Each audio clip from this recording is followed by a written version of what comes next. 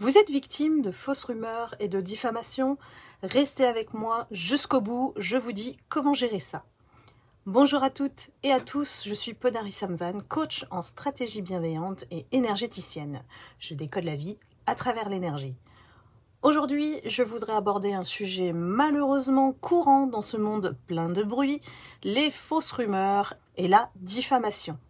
Comment les vivre sans se laisser détruire, comment y répondre ou ne pas y répondre en conscience, et surtout, est-ce puni par la loi? Prenons un moment pour en parler avec lucidité. Qu'est-ce que fait une rumeur? Les rumeurs sont comme des graines de poison qu'on sème dans le silence, dans les coulisses, et souvent elles commencent par un « il paraît que », puis elles circulent, elles se transforment, elles s'amplifient et touchent même ceux qui ne vous connaissent pas. En réalité, une fausse rumeur, c'est un mensonge déguisé en vérité. C'est une tentative de salir, d'humilier ou simplement d'exister à travers la chute de l'autre. Mais ce qu'il faut comprendre, c'est que ce n'est pas vous le problème. Vous allez peut-être déclencher quelque chose chez cette personne. Ce que la personne répond comme rumeur parle d'elle, de ses blessures, de ses frustrations, de ses projections. Elle est dans l'attente d'une réaction émotionnelle de votre part. Alors, ne tombez pas dans le piège. Lorsqu'on est victime de diffamation ou de rumeurs, la première réaction est souvent la colère, la honte ou l'envie de se justifier. Mais attention, se justifier face à quelqu'un qui veut vous salir, c'est comme verser de l'eau sur un feu de haine. Ça crée de la vapeur, mais pas la paix. Ce que vous pouvez faire, c'est vous recentrer sur qui vous êtes vraiment. Continuez d'agir avec intégrité, clarté et maturité. Parlez si nécessaire, mais pas dans la même énergie que celle de l'attaque, si possible avec un calme intérieur imperturbable. Faire face avec stratégie et dignité, parfois il est bon de laisser s'épuiser les autres dans leur propre venin.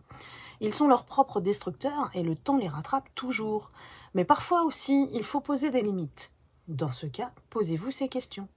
Est-ce que cela nuit à ma réputation professionnelle ou personnelle? Est-ce que cela a un impact réel sur ma vie? Est-ce que cela mérite une action en justice ou une mise au clair? Dans tous les cas, gardez votre énergie pour ce qui construit, non pas pour ce qui détruit.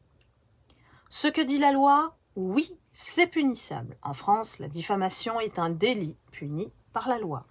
3 types se présentent. Tout d'abord, la diffamation, un propos ou une accusation publique qui porte atteinte à votre honneur ou à votre réputation. Une injure, c'est une insulte, une attaque verbale ou écrite sans fondement. Le dénigrement, c'est une critique destinée à nuire à votre image ou à votre activité. Ces faits sont punis par le Code pénal et la loi sur la liberté de la presse de 1881. Vous pouvez, bien sûr, porter plainte. La preuve peut être apportée par capture d'écran, témoignage, courriel ou même publication sur les réseaux sociaux. Et oui, même un commentaire Facebook, Instagram, TikTok diffamatoire peut faire l'objet de poursuites. Comment réagir concrètement? Documentez tout ce qui a été dit ou écrit, date, heure, fait, événement. Plus vous serez précis, mieux c'est. Gardez votre calme, répondez si nécessaire depuis un espace aligné en vous. Consultez un avocat ou une association de défense des victimes et ne jouez pas au même jeu. N'entrez pas dans la spirale de la vengeance ou de la calomnie et de vous rabaisser à leur niveau. Et surtout, n'oubliez pas qui vous êtes. Reprenez votre pouvoir. Les rumeurs, évidemment, elles peuvent blesser, mais elles ne définissent pas votre valeur. Par exemple, prenez un billet de 20 €, froissez-le, dépliez-le, vous verrez, il aura toujours la même valeur. Votre vérité ne change pas parce que quelqu'un décide de la déformer. Soyez la preuve vivante de votre lumière. Le temps finit toujours par révéler qui est qui.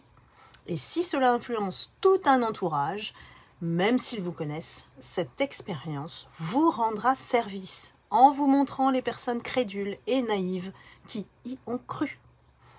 En règle générale, une personne qui ne vous aime pas ne vous connaît pas.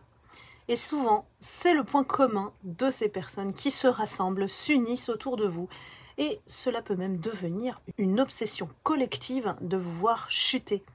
Si certaines personnes ont écouté et ou y ont cru, c'est qu'elles sont quelque part déjà prédisposées à ce genre de pratique. Et cela les arrange probablement d'y croire pour continuer de vous faire du mal avec les mots qui deviennent des épées pour déculpabiliser. Ce qu'ils ne savent pas, c'est que l'effet boomerang est garanti au niveau énergétique. Si vous maltraitez quelqu'un, et surtout d'innocent, vous prendrez cher. Souvent, cela retombe sur notre lignée, c'est-à-dire que ce que vous avez fait subir, un de vos enfants va le vivre à travers quelqu'un d'autre. Et les cœurs vrais, évidemment, eux, se sentent simplement au-delà des mots et savent qui vous êtes. Rappelez-vous, le silence de la dignité a parfois plus de poids que 1000 justifications. Si vous vivez ou avez vécu cela, je vous envoie toute ma compassion et je vous dirai, vous n'êtes pas seul. Vous n'avez pas à vous taire pour préserver l'ego des autres. Vous pouvez partager évidemment ce message à quelqu'un qui en aurait besoin. Avec bienveillance et force intérieure, prenez soin de vous et abonnez-vous. À très vite.